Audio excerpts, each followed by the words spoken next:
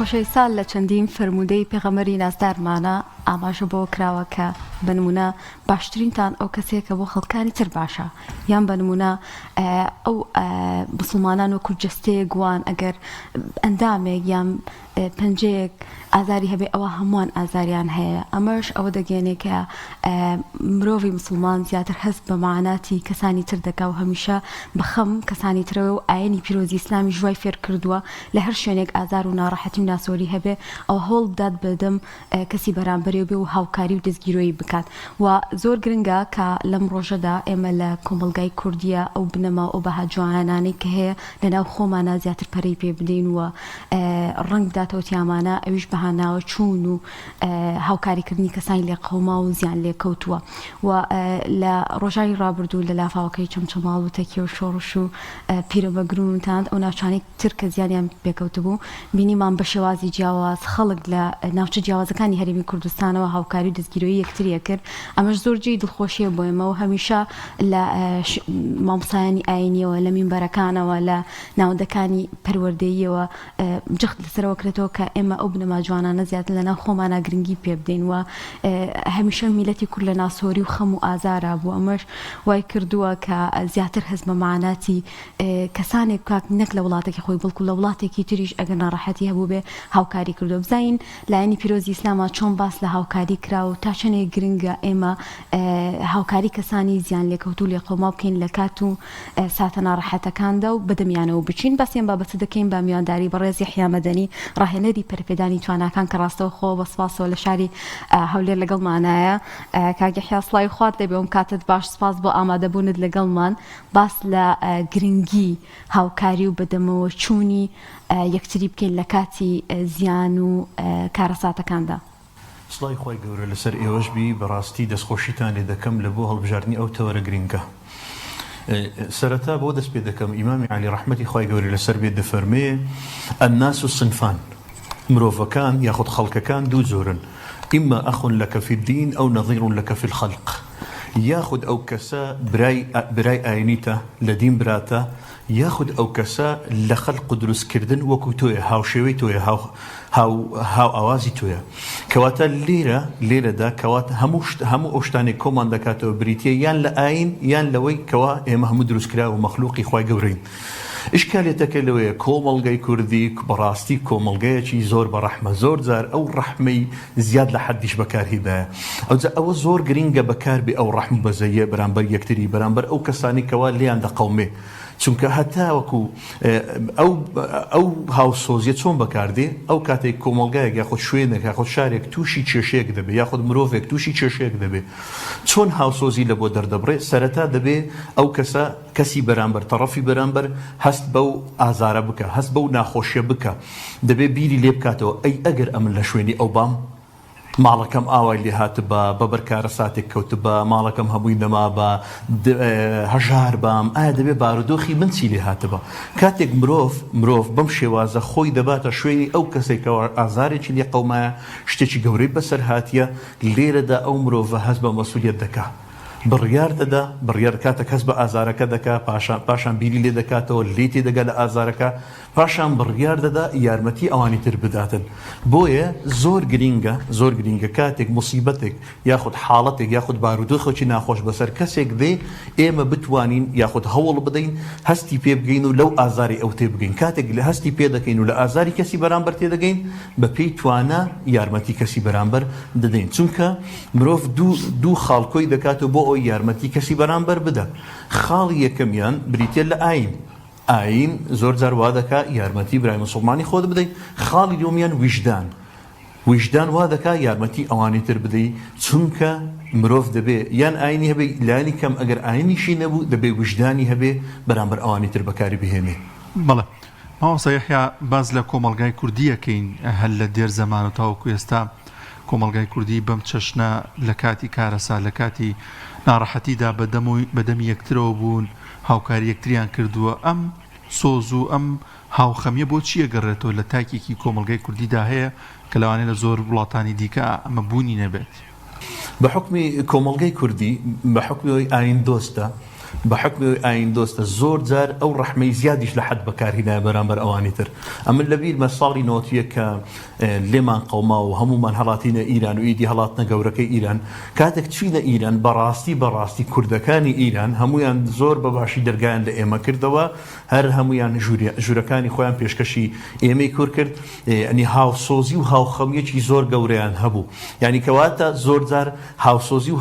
هاوخەمیش لە قەومی خۆت دەبینی، زۆر جار لە غەیری قەومی خۆشت دەبینی. بۆ نمونە کوردی خۆمان زۆر یارمەتی غەزەیدا، لە کۆتاییەکەی غەزەش هەمان وەفای هەبوو، بڕەپارەیەکیان کۆ کردەوە، ئیدی ناردیانەوە لە بۆ چەمچەماڵ. بۆیە ئەوەی تەمەشا دەکرێت بەڕاستی ئەو هاوسۆزیە زۆر جار وا دەکاتن ئەو ڕقوقینی بەرامبەر شوێنەکان هەیە نەمینێتن. یعنی بۆ نمونە زۆر جار دوو شار ڕەنگە کێشیان هەبی، کۆمەڵە کەس هەستا بمەناوی شارچیەتی ڕەنگە تەشەنوجاتێکیان دروست کرد دەبێت، بەڵام کاتێک شارێکیان یارمەتی شارەکەی دەدا ئەو ڕقوقینە و تەشەنوجاتەش نامینێ، کە ئەوە شتێکی زۆر باشە، پێویستە وەکو تاچی کورد یاخود کۆمەڵگەی کوردی و دەستگەکانی ڕاگەیاندن و حکوومەت هەر هەمووی ئیش لەسەرەوە بکەن مرۆڤ بتوانێت هاوسۆزی کەسی بەرامبەر بێتن، هاوسۆزی شاری بەرامبەر بێتن. ئەوە زۆر گرنگە، لەبەرەوەی متمانەمان بە یەکتری دەبی. ئەگەر ئەمە لە کاتی تنگانە، لە کاتی معانەت، لە کاتی ناخۆشی یارمەتی تۆمدا، تۆ لێرەدا ئەگەر تەشەنوجاتێکیت هەبێ، ئەگەر شتێک بەرامبەر من ئەو شتە ناکەی، بە هەمان شێوە ئەگەر تۆ یارمەتی منتدا لە کاتی معانەت، لە کاتی ئازار، لە هاوخەمی خۆت دەربڕی، لێرەدا ئەگەر من تەشەنوجاتیشم هەبی بەرامبەر تۆ، ئەو تەشەنوجاتە چا دەبێتەوە. یعنی ئەو هاوسۆزی دەربڕین و هاوخەمی و یارمەتیدانی یەکتریە زۆر گرنگە، هەتاوەکو ئەوەش دروست دەکاتن. بۆ نمونە ئەگەر کێشەیەکی شەبی ئەو کێشەیەش حەل دەبێتن، ئەگەر ڕقێکی شەبی ئەو ڕقەش نامینێ، ئەگەر تەشەنوجاتێکی شەبی لە ڕابردەوە تەشەنوجاتە نامینێ. بەڕاستی ئەوەی دیتمان پێشتر ڕەنگە هەندێک کەس ئەوزە بە ئەنقەس یاخود بە غێر ئەنقەس هەندە شتیان کردبی مابینی شارەکان، بەڵام کاتێک هەولێر دەستی یارمەتی درێژ کرد لە بۆ چەمچەماڵەکان، زۆر سپاسی هەولێریەکانیان کرد. ئەوە زۆر گرنگە بەڕاستی لەبەر ئەوەی خۆشەویستی بڵاو دەبتەوە. ئەو هاوسۆزی و هاوخەمیە ئەگەر کرداری لەگەڵ بیگوتمان لێدەدا تەشەنوجات و ڕقوقینە و ئەو شتانەش نامینێ و ئیدی مجتەمەعەکەش زۆر بە ئاسانی و زۆر بە باشتر دەژی لە پێشتر. زۆر باشە. گەر باس لە جۆری هاوکاری بکەین، پێویستەکە کاتێک زیانێک یان کەسێک پێویستی بە جۆرێک لە هاوکاریە من لە ئەبێ بە مادە هاوکاری و کەسە بمیان ئەکرێ ئێمە بە شێوازی جیاواز هاوکاری کەسانی زیان لێکەوتو لێ قەوما بکەین؟ بەڵێ، هاوکاری ئەمە دەبێت تێ بگەین. هاوکاری بریتێ لە یارمەتیدانی کەسی بەرامبەر. زۆر جار کەسی بەرامبەر، تەڕەفی بەرامبەر پێویستی بۆ نمونە بە مادەیە، بە مادە یارمەتی دەدرێتن. ئەگەر کەسەکە پارەی هەبوو بە پارە یارمەتی دەدرێتن. زۆر جار تەڕەفی بەرامبەر پێویستی بە زانستە، پێویستە بە زانست یارمەتی بدرێتن. ئیدی دەگەڕێتەوە سەر ئەو شتەی کەوا تۆ هەتە و کەسی بەرامبەریش نیتی. ئەمن هەموو جار هەروە دەڕم لەگەڵ برادەرەکان زۆر جار دەڵێن کاکە زانستیش ئەو زانستی کۆت کردەوە زەکاتی هەیە، پێویستە ئەو زانستی بەشێکی زۆری ببەخشی بەوانی تر، چونکە ئەو زانستە ئەگەر بەس لە ناخی تۆ ماوە لە کۆتایەکەی بۆ گەنی دەبێ بەس لە ناخی تۆ. بەڵام ئەو زانستە ئەگەر دە کەست فێر کرد، ئەو دە کەسەش دە کەسی تر فێرکەن، لە کۆتایەکەی خەڵکێکی زۆر دەبنە خاوەن زانست و زانیاری. بە هەمان شێوە دەتوانی هەروەکو باسم کرد، دەتوانی هاوکاری دەربڕی ئەو کاتێک کەسێک تووشی کێشەیەک بووە. لانی کەم ئەگەر قسەی ناخۆش نازانی قسەی خێر بکە. ئەمە زاروا دەڵێم ئەگەر ئەو قسە خۆشانەی لەگەڵ یەکێک دەکە، ئەو کاتێک کەسێک لی قەومای پێویستی بە پارە نییە، پارەی هەیە، هەموو شتێکی هەیە لە ماڵی دنیا، بەڵام پێویستی بۆ قسەی خۆش بکرێت، دڵی خۆش بکرێت، کەواتە پێویستە هاوکاری بکرێت لێرە لەو تەڕەفەی، یعنی قسەی خۆشی لەگەڵ بکرێت. ئیدی بە پێی پێویستی کەسی بەرامبەر پێویستە کەسی بەرامبەر هاوکاری بکرێت. ئەوە زۆر باشترە و هەروەها باسیشمان کرد ئەو تەشەنوجات و ئەو ڕقوقینە و ئەو شتانەش نامینێ. ئەمە نمونەی بجێڕینەوە. ئەگەر کێشەیەک هەبی لەگەڵ کەسێک زۆر جار بڕۆیە تازیەکەی، بۆ بوونە باوەڕکە کە لە تازیەکەی دەڕۆی دەرەوە لە دلی خۆی یەکسەر پێت دەڵێتن، دەڵێ مادەم ئەو هاپیا بۆ هاتە تازیەکەم تازە ئەمە لی خۆش مەگە هەر کێشەیەکە بێ. یعنی بزانە هاوخەمی دەرببڕی لەوەی ئەوە معاناتێکی ئازارێکی هەیە، پێت لەسەر دڵی خۆت داناچی و هاوخەمیەکە دەربڕی. لێرەدا ئەو هاوخەمیە وا دەکە کەسی بەرامبەر دڵی نەرم بێ و ئیدی کێشەکانیش کەم بێتەوە. بەڵێ، هەر باسمان لەوەی چەمچەماڵ کرد، ینی ماوەسا یحیا بینیت کە بە دەمۆچونێکی زۆ باشە بوو. لێرەدا میدیا تا چەند گرنگە ڕۆڵی ئەوەی هەبێت کە دوورکەوێتەوە لە شارچێتی و ئەوە بگەێنێت کە کۆمەڵگای کوردی بەسەر جەمشار و شارۆچکەکان نەک تەنها ینی فۆکسی لەسەر شارێک بێت و لەسەر لایەنێک بێت و لەسەر ئەو بێت جیاوازی ئەو بخاتە ڕوو کە تۆکمەی هەیە و بەدەمەوەچوونی نێو کۆمەڵگای کوردی ئێمە تا چەند گرنگە بۆ نەوەی داهاتوو ئەوەی کە تێبگەن کۆمەڵگای ئێمە بەم چەشنەیە لە کاتی کارەسات و ناڕەحەتیەکاندا.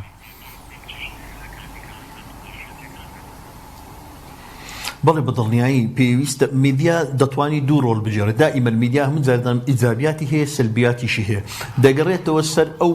فکرەی ئەو میدیای بەڕێوە دەباتن بە تایبەتی سۆشیال میدیا. تو پێت خۆش بێ پێت ناخۆش بێ لە ئێستادا فەیسبووکە، ئینستاگرامە، تیکتۆکە، ئیدی سناپچاتە، ئەوانە کاریگەریەکی زۆر گەوریان هەیە لە ناو خەڵکی، پێمان خۆشە پێمان ناخۆشە. ئەگەر بێت و ئەو میدیای بە دروستی ئاراستە بکرێتن بەڕاستی ئەو ڕقوقی نەش مابەینی شارەکان و شتانە کەم دەبێتەوە. بەڕاستی دەتوانین وەکو نمونە بیهێنینەوە خەڵکی چەمچەماڵ کە ئەو حاڵەتەیان بەسەر هات، ئەو کارەساتە سروشتیان بەسەر هات، کە خەڵکی هەولێر دەستی یارمەتیان درێژ کرد، خەڵکی چەمچەماڵ زۆر سوپاسی خەڵکی هەولێریان کرد. لێرەدا ئەو خۆشەویستی و محەبەتە دروست دەبێت مابەینی مرۆڤەکان. ئەوە زۆر گرنگە ئەو شتە ئیشی لەسەر بکرێ. زۆربەی هەرە زۆری میدیاکان بەداخەوە پێشووتر ئەو ئیشە خراپیان دەکرد، دائیمەن کێشەیان دروست دەکرد. مەبەستم ئەوەیە میدیاکانی سۆشیال میدیا ئاگات لێبی کێشە دروست دەبوو، کێشەیان دروست دەکرد لە مابەینی خەڵکی ئەو شارە و خەڵکی. بەڵام ئەوەی لە ئاخری تێبینیم کرد لە کارەساتەکەی چەمچەماڵ بەڕاستی میدیا ڕۆڵەکی باشی هەبوو تا ڕاددەکی باش. ڕاستە هەندێک نەقسیشی هەبوو، هەندێک سلبیاتیشی هەبوو هەندێک میدیا، بەڵام ئەوانە کەمی نەبوون. بە زۆری میدیاکە باش بوو، خەڵکەکە تەعاتفێکی باشیان نواند بەرامبەر خەڵکی چەمچەماڵ. خەڵکی چەمچەماڵ سوپاسی خەڵکی شارەکانی تریان کرد کە یارمەت دەستی هاوکاریان درێژ کرد و هاوسۆزی خۆیان نوارد و هاوخەمیان نوارد و هاوکاریان کردن. ئەوە زۆر گرنگ بوو بەڕاستی. یعنی میدیا ئەو جارە لەو تەوقیتە ئێستا ڕۆڵەکی باشی هەبوو. یعنی هیوادارم من هەموو جار وا دەڵێم ئەو ڕۆڵە باشی ئێستا بینی میدیا بەردەوام سۆشیال میدیاکانش ئەو ڕۆڵە باشی ئێستا ببینن. زەواش بۆ مسا ئێمە ئەبینین ینی زۆر جار خۆشت ئاماژت پێکرد کە شارچێتی هەندێک ناو ناتۆرنان لە یەکتر جیاوازیکردن لە بینی شار و ناوچەکاندا هەیە لە هەرێمی کوردستان و دەوترێت ئێمە بێ ناخۆشیەک لێمان ڕوودا ئەو کاتە یەک بین، ئەو کاتە دڵمان بەرامبەر یەک بجوڵە. لە کاتی خۆشیەکانە بیری ئەومان نییە کە نابێ ناویەک بزڕێنی، نابێ ڕقمان لە یەک بێ، نەک تەنها کاتی ناخۆشەکان بیرمان بکرێتەوە کە هاونیشتیمانیەکی تر هەیە لە شوێنێکی تر و پێویستەکە ئێمە جیاوازی نەکەین. تا چەندێک گرنگە لە کاتی خۆشی و ناخۆشیدا ئێمە ئەو بنەما جوانانەی کە لە ناومانە هەیە گرنگی پێ بدەین، ئەو بابەتە کولتوری و نەتەوایەتی کە هەیە تیامانە جیاوازی نەکەین. چ کاتی ناخۆشی بێ چ کاتی خۆشی بێ لە ناو یەکدا ڕێز یەکتر بگرین و ئەو ناو ناتۆر و شارچێتیە ئیتر وەلا بنین و ئەمە بێتەوانەیەک بۆمان. بەڵێ خۆی زۆر ئاسانە ئەو شتە حەل بکرێ. ئەویش بەوەیە میدیاکان سۆشیال میدیاکان هەوڵ بدەن ڕەواز بەو ڤیدیۆیانە دەن کەەوە ئەو شارچێتی و ئەو تەشەنوجاتە دروست دەکاتن. ئەگەر ڕەوازی پێ نەدەن ئۆتۆماتیکی شتەکە دەمرێ، یعنی ڕۆژێک و دوو ڕۆژ شتەکە دەمرێ. بەڵام بەردەوام پەیجەکان بڵاویان کردەوە، بەردەوام کۆمنتەکان ئەو تەشەنوجاتە دروست دەبێتەوە. ئەمە ئیشکالێتەکە لێرێ گوتمان میدیا دووسەرە، دەتوانی بە ئیجابیات بەکاربێنی، بە باشە بەکاربێنی، دەتوانی بە خراپە بەکاربێ. هەردووچی هەیە لە میدیاکە خۆی نەگۆڕە، بەڵام ئەوەیە مرۆڤەکەی ئەو میدیای بەکاردێنی چۆن ئاراستی ئەو میدیا دەکا. ئەمن هەموو جار وا دەڵێم برادر لە کاتی تنگانە بەدیار دەکەی، ئەو کاتەی مرۆڤ شتێکی لێ قەومە هاوڕێکەی لە پشتی دەبێت. بەڵام برادری حەقیقی ئەو کاتەی دڵیشت خۆشە دڵت تەنگ ناکاتن، لایەنی کەم دڵت تەنگ ناکە. ئەوجا ئیشکالێتەکە لێرێ زۆرجار بارودۆخەکی خۆش لە گۆڕێ هەیە، هیچ تەشەنوجاتێک ڕووی نەدایە، کەس ئازاری کەسی نەدا، پێویست ناکە ئەو شتانە ڕەوازی پێ بدرێتن. ئەگەر دەتەوێت شتێکی بکوژی هەوڵ بدە ئیهمالی بکە. یعنی ئەگەر بێت و هەموو پەیجەکان لە تیکتۆک و ئینستاگرام و سناپچات و ئیدی هەموویان ئیهمالی، ئەگەر کەسێک جوونیدا بۆرونە لە شارێک جوونی بە شارەچکەدا، ئەگەر بێت و ئیهمال کرا، کەس ڕەوازی پێ نەدا، کەس شەیری نەکرد، کەس لایکی نەکرد، کەس کۆمنتی نەکرد، ئۆتۆماتیکی ئەو ڤیدیۆیانە دەمرن و ئەو ڤیدیۆ باشانەی کە هەیە ڕەوازیان پێ بدرێت. بەداخەوە ئێمە تەماشام کردیە ڤیدیۆی باشەکان لایکیان کەمە، ڤیدیۆکە باشەکان ڤیویان کەمە، لایکیان کەمە، کۆمنتیان. پێویستە خەڵکی لەوە تێبگەن چەند لایکی ڤیدیۆیەکە بکەی ئەوەندە بڵاو دەبتەوە چەند کۆمنت لە بۆ ڤیدیۆیەکە بکەی ڤیدیۆکە ئەوەندە خەڵکی تر دەیبینیتن هەوڵ بدە هەر ڤیدیۆیەکی باشە دیت لایکێکی بکە ئەگەر پێت کرا کۆمنتێکی لێ بنووسە ئەو شتەوا دەکە ئەو ڤیدیۆی باشانە زیاتر ئاراستی کۆمەلگای بکەن بەڵام خەڵکەکە بەداخەوە زۆر جار وعیەکی باشیان نییە یاخود تەمەنێکی گەنجە 15 ساڵە و 16 ساڵە ئەو سۆشیال میدیایی بەنابەر پرس بەکار دەینی لایکی دەکات کۆمنت دەکات شەڕەت جوێن دەکاتن ئەو ڤیدیۆیانە ڕەواجیان پێ دەکرێت بەداخەوە ئەوەی کێشەکە بەڵێ مامۆستا یەکێک لەو شتە جوانانەی کە هەبوو بوون هەر لەم ڕووداوی چەمچەماڵە زۆر شوێن زۆر ماڵ هەبوو بە تەواوەتی ماڵەکەی لە ناوچوو بوو کەلوپەلەکانی یعنی ئەگەر هاوکاریەکیان پێشکەشە کرد یەکسەر ئەیوت ئەی دراوسێکەشم ئەخوا زۆر زەرزانی پێگەشت و یان خۆی ماڵەکەی بە تەواوەتی وێران بوو بوو ئەچوو یارمەتی دراوسێکەشی ئەیە ئەمە شتێکی زۆر جوانە زانی زۆر جار باز لەوە کرا کە ئەم بابەتانە ئەم شتانە کاڵ بووەتەوە بەهۆی پێشکەوتنی تەکنۆلۆژیا و جیهانگیری و ئەم بابەتانە بەڵام بینیمان بۆ چەشنش نییە تاکی کورد هاوسۆزێکی زۆر باش لە ناخیدا هەیە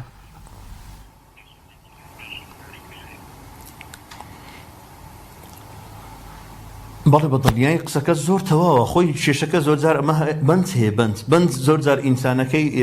دەستە حاڵەتێکی نائاگا یعنی ئەو سۆشیال میدیا ئەو شتێک کە هەیە با بڵێن لە ساحەکەی ئێستا حالیان ئینتەرنێت ئەو کەسانەی بێهۆش کردیە ئەو خەڵکی بێهۆش کردیە بەڵام کاتێک لە کارەساتێک یاخود لە ناخۆشیەک بە خەبەر دێتەوە سیر دەکات کەسێکی خراپ نییە لە ئەسڵ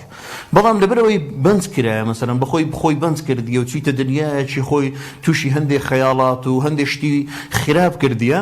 ئەو زۆر جار ئەو ڕەحم و بەزەیی و ئەو یارمەتیدان و هاوسۆسی و هاوخەمیەی دەرنەبڕیە ئیشکالێتەکە لێرەیە ئیشکالێتەکە ئەوەیە ئەو کەسە زۆر جار ئەمەم جار دەڵێم خۆی ناناسیتن بەڵام لەو حاڵەتێکەوە شتێک دەقەومێ خۆی دەناسی کەسێکی باشە چونکە لی قەومە تەماشا دەکە هەست بە ئازاری جیرانەکەشی دەکاتن جیرانەکەشی لێ قەومە هەست بە ئازاری هاوڕێکەشی دەکە کە هاوڕێکەی لێ قەومە ئەو هەستکردن بە ئازارە بەڕاستی ئەو هاوسۆزیە دەربڕینە وا دەکاتن ئەمن هەموو جار وا دەڵێم تەشەنوجاتە معاناتە ئازارە کێشەیە ئەو کێشانە کەمتر دەبتەوە بۆ نمونە ئەمن هەر باسیشم کرد ئەگەر لە کاتی تازێ بڕۆێناوەی بڕێ بە خۆتان خۆش هیوادارم بابت بستە باشتێ باوەڕکە هەر ڕقۆقینەکی بەرامبەرتە بێ هەر شتێکی هەبێ یەک قسەی خراپ ناکە ڕەنگە سەریشت ماچکە ئەو کاتێ لەبەرەوەی هەموو کێشەکانت چارەسەر کرد بە یەکچە هاوسۆزی دەربڕینێک یعنی خۆت وا بینە پێش چاو ئەمن هەموو جاروا دەڵێم بەڕاستی دەبێ خۆت دوێت ئەگەر ئەمن ئاوام لێ قەوما ئەگەر من خانوەکەم هەمووی ئاو بردی وەسعم تێکچ و بارودۆخی بێ ئەگەر دینارێک نەبوو لە ماڵەکەم بتوانم ئەو شتانە دابین بکەمەوە چیم بەسەر دێ ئەمن لە شوێنی ئەو باب باوەڕکە کاتێک ئاوا بیر دەکەیەوە لێرەدا ئینسان هەست بەوە دەکاتن دەبێ بەرپرسیار بم بەرامبەروی ئەمن ئەوەی هەیتم یارمەتیوانیش بدەم مامسا ئێمە میلەتێکی زۆرینە مسلمانین و هەمیشە گەر تاکێک بدوێنی شانازی بەوە کاکەم ئەڵێت من کوردێکی مسلمانم جا ئەو بنەمە ئاینیانی کێمە ئەتیامانایە و لە ئیسلامە وەرمانگرتووە تا چەندێک هۆکارە بۆ ئەم هاوکاری و بەهاناوە چوونەی کەسانی لێ قەوما و زیان لێکەوتوو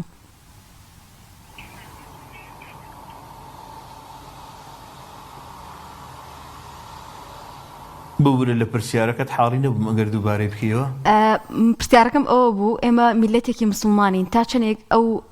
بەهاناوە چوون و هاوکاریانی کەیکەین لایەنی پیرۆزی ئیسلامەوە وەرمانگرتووە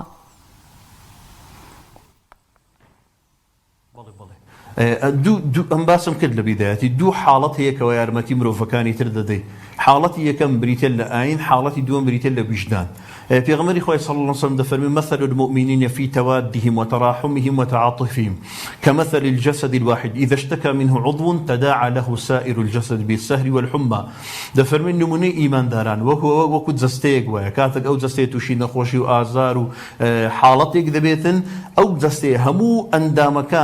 هەموو ئەندامەکان هاوسۆزی و هاوخەمی دەنوێنن لە بۆ جەستەی خۆیان مەسەلەن دەست پێی ناخۆشە کاتێکە تو سەرت دێشێ یعنی خۆی لە ئەسڵ وایە دەڵێ کاتێک ئەوە ڕوو دەداتن یەک دقە ئەو حاڵەتە ئەو کەسە تووشی چ بالسهر والحمى خەوی لێ ناکەی کاتێک تووشی ئازارێک دەبێ وەروەها تاشی دەگری وەروەها مسلمانی حەقیقی و ئیمانداری حەقیقیش هەروایە کاتێک برا مسلمانەکەی دەبینی لێی قەومایە وەزعی تێک چووە بارودۆخی تێک چووە یارمەتی دەداتن و ئەگەر هەر مرۆڤێکی تریش بی ینی غەیرە مسلمانیش بی لێی قەوما بی وەزع و بارودۆخەکی بەسەر هاتە بی وەکو مسلمان هەر یارمەتی دەدەین لە کۆتاییەکەی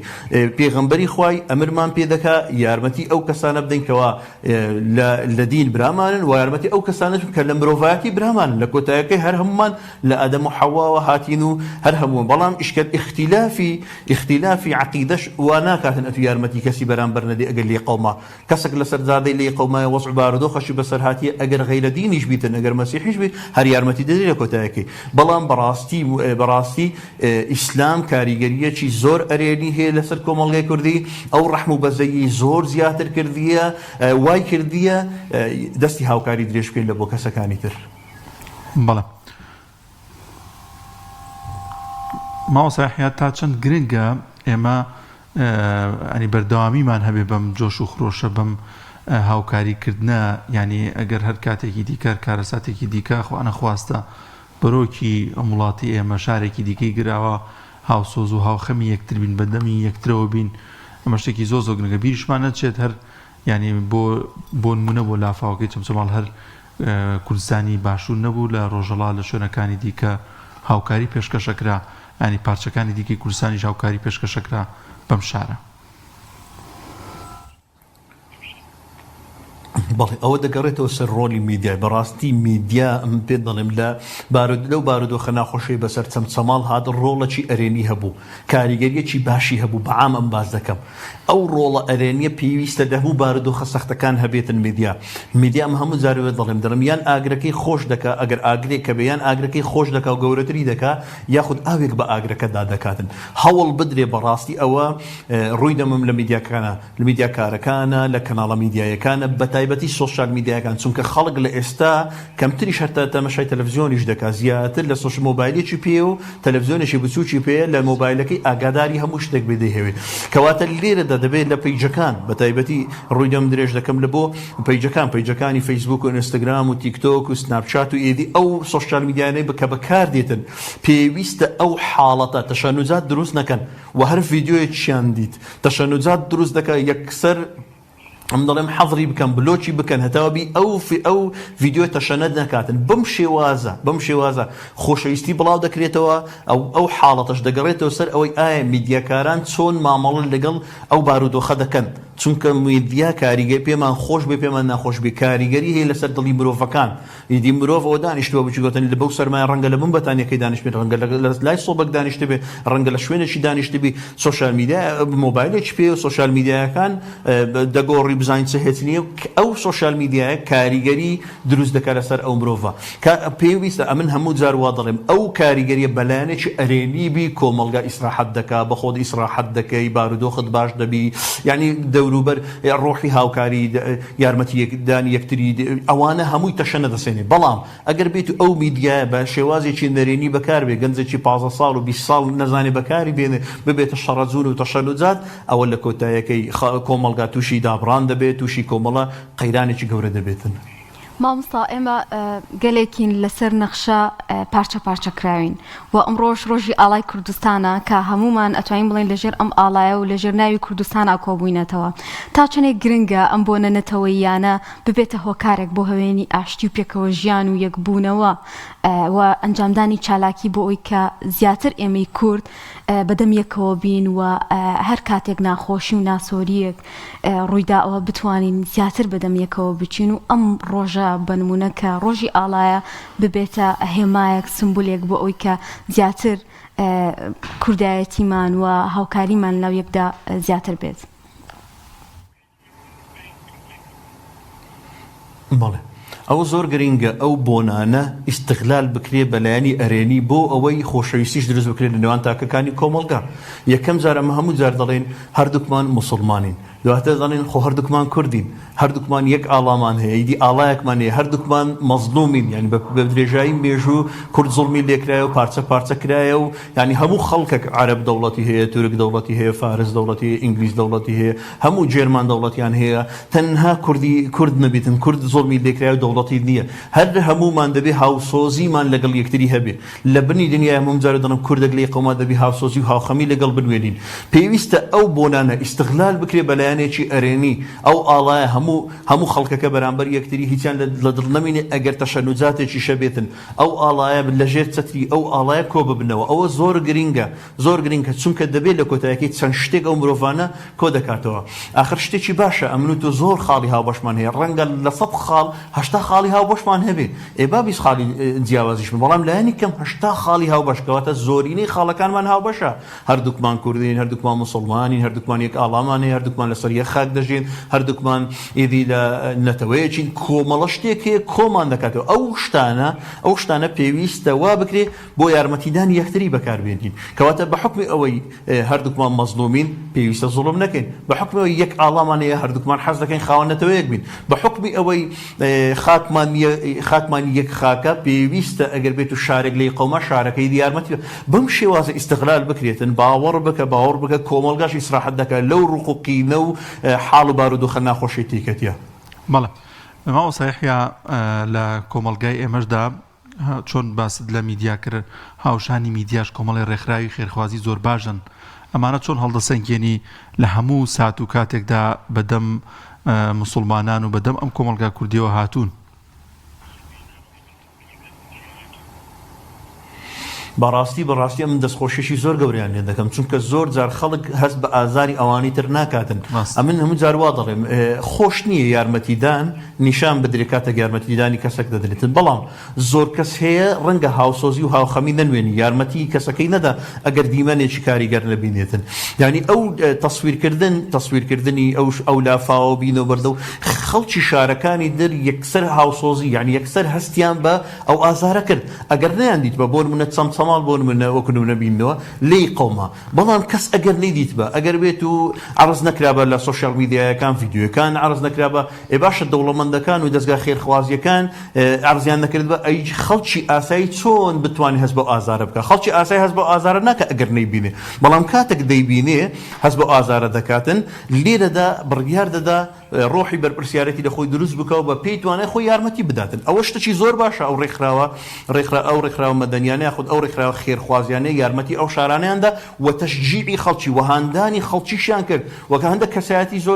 زۆر ئاساییشم بینی لەو ڕۆژانە بەڕاستی دەستخۆشیان لێ دەکەم یعنی کە هاتن پارەیان کۆ دەکردەوە دەیانبر لە بۆ ئەو خەڵکێک ئەو لێ قەوماوانە ئەوە شتێکی زۆر باشە و ئەمن بەڕاستی دەستخۆشیان دووبارە و سێبارە لێ دەکەمەوە لە هەموو میدیایەکان بەگشتی و ئەوانەی کاریگەریی ئەرێنیان هەبوو و دەستخۆشیش لە ئەو ڕێکخراوە خێرخوازیانە دەکەم کەوا ڕۆحی هاوکاریان دەستی هاوکاریان درێژ کرد لە بۆ ئەو مەنتیقانە و خانی خەڵکیاندا کۆمەک خۆ بکەنەوە لە پارە و لە ئازوخە و خۆراک و کەرەستە و هەموو شتێک بە هەر شتێک بێ ببەن لە بۆیان بەڕاستی دەستخۆشیان لێ دەکەم و خۆی گەورەش خێر و جەزایان بداتەوە ئینشاءالله زۆر سپاس دەکەین بەڕێز ماوەسا یەحیا مەدەنی ڕاهێنەری پەرەپێدانی تواناکان زۆر سپاس کەم دەرفەتت بێوەن بەخشی و کۆمەڵێک گفتوگۆی باشمان کرد پێکەوە دەستە خۆش بێ